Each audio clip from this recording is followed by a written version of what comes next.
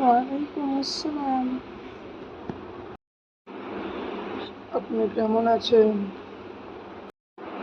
আলহামদুলিল্লাহ, আমি খুব ভালো আছি।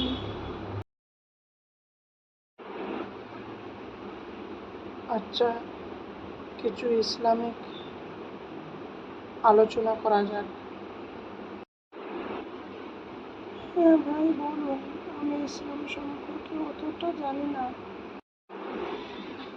তাহলে আমরা শুরু করি। ইসলামের মূল ভিত কয়টি?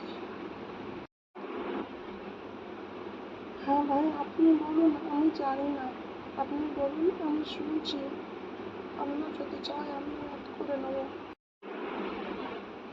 তাহলে শুনুন, ইসলামের মূল ভিত হলো পাঁচটি: নামাজ, রোজা, হজ, যাকাত, কালেমা।